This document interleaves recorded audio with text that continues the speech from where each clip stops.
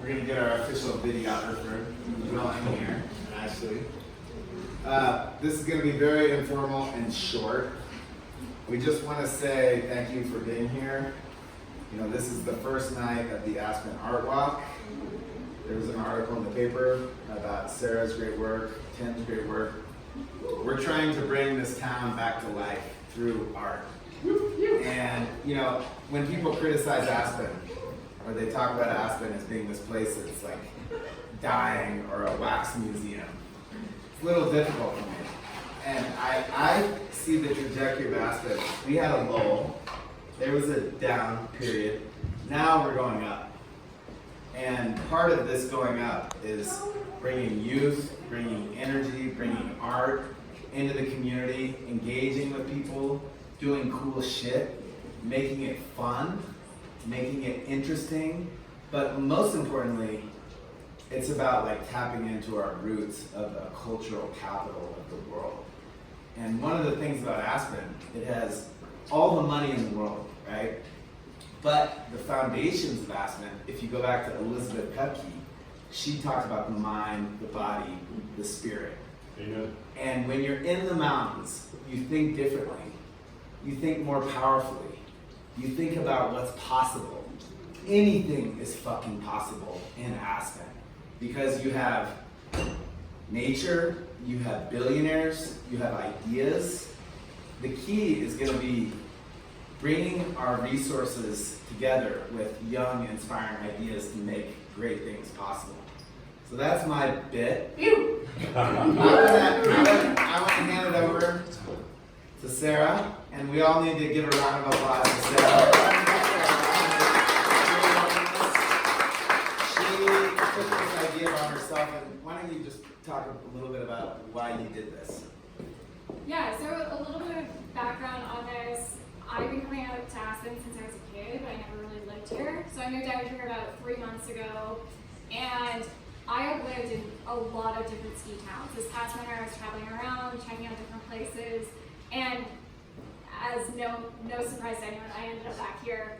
And I just loved the community, but I found as someone kind of breaking in, it's a really tough community to break into. And I was really fortunate to meet DJ and build my network and make some great friends really quickly, but I wanted to have that opportunity to make an event, a community event, very inclusive and welcoming. And that was part of the inspiration behind the event. And then I had some previous years seeing the Carbondale First Fridays, and I was just so inspired by what they did and how they brought the community together. And I thought it would be a great idea to kind of do an educational aspect of that here in Aspen and do a bit of a different time on it. Thank you. Yeah. And then I want to say about my mission to make Aspen cool again. There's very few people that I really admire, and we have to thank Mix back here. He's making it all happen for us. But ever since I met this guy, I was like, this guy wants to do good shit. And I like him. And he's doing it. And so can you tell us a little bit about what you do at Buckhorn Public Arts? We're doing it for sure. We found that art is the best place to rally people around.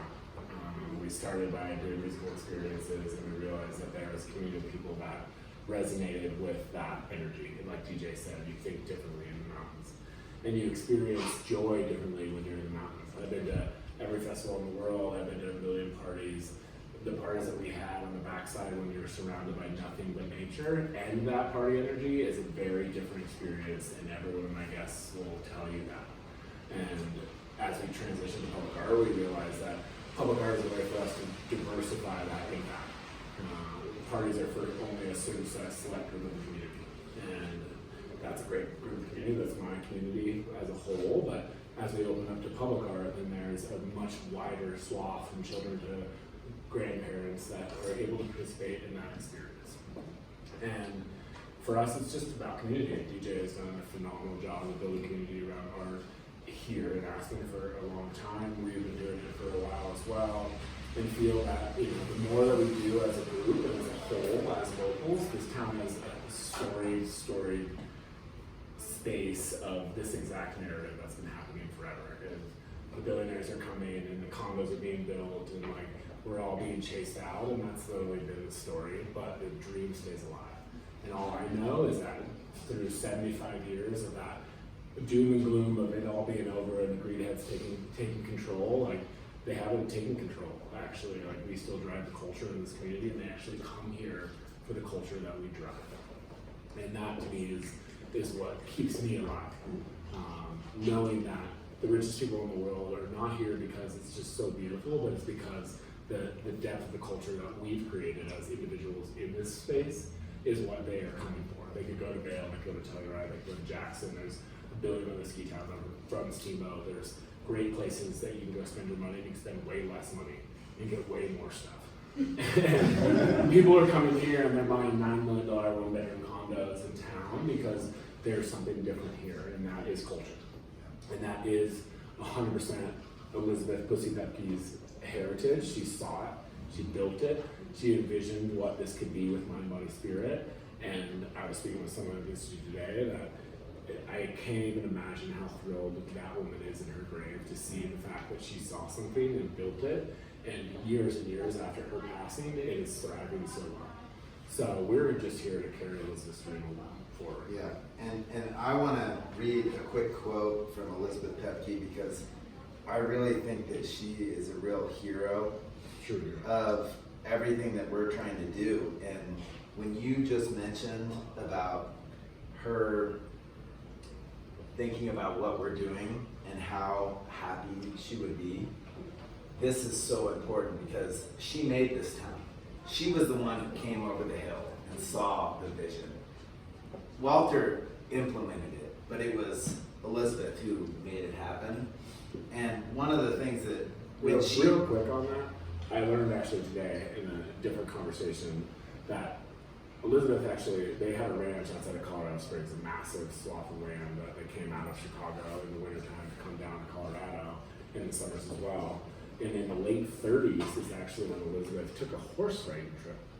And her friends took horseback and rode from Colorado Springs over the pass and found Aspen. Legitimately came over the pass and was like, what is this space? And 10 years later is when they finally like kind of came and settled. But this is a person that rode a horse from Colorado Springs with her friends over Independence Pass to discover what magic was here. Yeah, and she was the real queen and hero of what Aspen is about. And when I read this quote, I want you to think also about her feelings when she made this was 1987, and she was addressing the design conference at the Aspen Institute. The Aspen Institute is such a powerful place for ideas, and this is like so powerful. But what I wanted to say about what you just mentioned about her looking down on us and being happy, she said, addressing the opening session of the design conference in 1987, she said, quote, "Are we going to kill the golden goose by feeding the animal until its liver becomes distended and we produce a pate which is so rich that none of us can digest it anymore? What price glory?" She told a reporter that Aspen had become, quote, "a town of glitz and glamour, a nut without a kernel. My heart is broken." Amen. And one of the things when I was talking about Aspen going down and coming back up, we're young, we're strong, we believe in it. She's our hero. We're gonna fucking bring it back. And there is something about this, and that's why I'm so honored to have like talented, smart people that are for the cause, and we are gonna bring it back. So rock and roll. And we're gonna have Sam tell a quick something about one of his paintings. We're showing paintings that we smuggled from Valencia, Spain. Sam grew up here, his parents are here, they're wonderful woody creatures.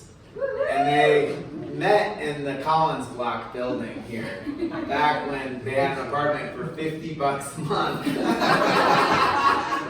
And they created this beautiful human.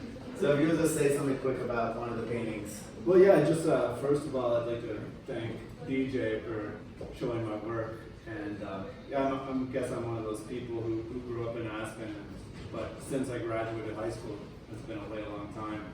But to have the opportunity to come back and share what I've been up to the last 10 years is an absolute pleasure, and I couldn't imagine a better person to work with than DJ. We're on the same page, we're buddies.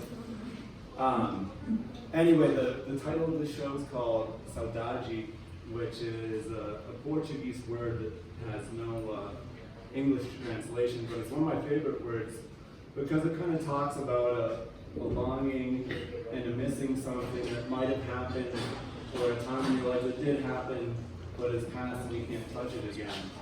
And I think it's honestly fitting because a lot of people think that way about Aspen, is there was this moment that was so special, but it's gone. And I love what DJ said because it sounds like you want to bring it back, and I couldn't be happier to be a part of that. As far as my pieces, this one back here is called The Endless Walk of an Anxious Man. And a lot of times people think of anxiety as maybe like a negative feeling, something that they don't want. But if you're an artist, anxiety is kind of part of the package. Well,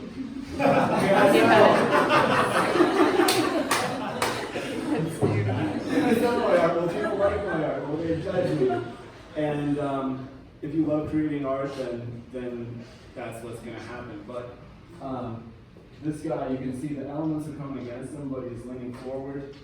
And that's kind of how I think of art, is like, yes, people might not like me or they might not like my art, but I love it and I'm going to keep marching forward anyway. And so it's kind of like a prideful statement of being an artist and moving forward in life and embracing the challenges and the obstacles in your way.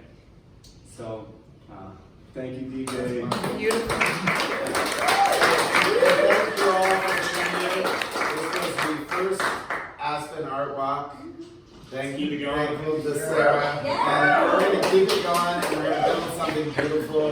And thank you all for being here, guys. Rock and roll. Let me turn on the Led Zeppelin.